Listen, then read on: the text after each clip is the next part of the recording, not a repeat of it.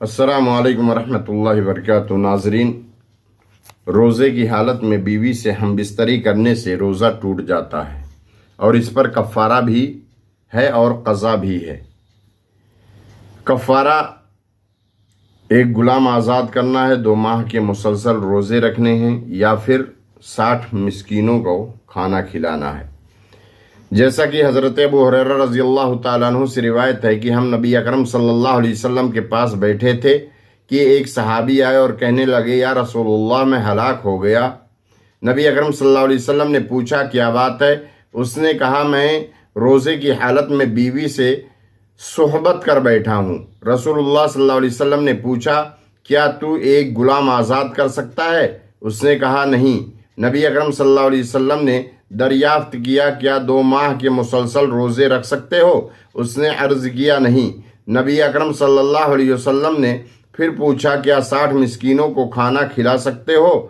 اس نے کہا عرض کیا کہ نہیں۔ نبی اکرم صلی اللہ علیہ وسلم نے فرمایا کہ اچھا بیٹھ جاؤ۔ نبی اکرم صلی اللہ علیہ وسلم تھوڑی دیر رکے۔ ہم ابھی اس حالت میں بیٹھے تھے کہ حضور اکرم صلی اللہ علیہ وسلم کی خدمت میں ایک کھجور کا عرق لایا گیا۔ عرق بڑے ٹوکرے کو کہا جاتا ہے۔ نبی اکرم صلی اللہ علیہ وسلم نے فرمایا مسئلہ پوچھنے والا کہاں ہے؟ اس نے عرض کیا میں حاضر ہوں۔ نبی اکرم صلی اللہ علیہ وسلم نے فرمایا یہ کھجوریں لے جا اور صدقہ کر دے۔ اس نے عرض کیا یا رسول اللہ صلی اللہ علیہ وسلم کیا صدقہ اپنے سے زیادہ محتاج لوگوں کو دوں؟ واللہ مدینے کی ساری آبادی میں کوئی گھر میرے گھر سے زیادہ محتاج نہیں ہے۔ رسول اکرم صلی اللہ علیہ وسلم ہنس دیے، یہاں تک کہ آپ کی داڑھیں نظر آنے لگیں۔ نبی اکرم صلی اللہ علیہ وسلم نے فرمایا اچھا جاؤ اپنے گھر والوں کو ہی کھلا دو۔ اسے بخاری اور مسلم نے روایت کیا ہے۔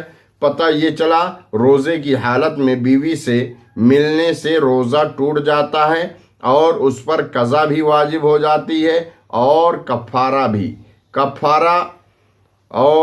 کفارہ یہ ہے کہ 60 مسکینوں کو کھانا کھلایا جائے، یا پھر 2 مہینے مسلسل روزے رکھے جائیں، یا پھر ایک غلام آزاد کیا جائے۔ لہٰذا بہتر یہ ہے کہ روزے کی حالت میں نفس پر کنٹرول کیا جائے تاکہ روزہ نہ ٹوٹے۔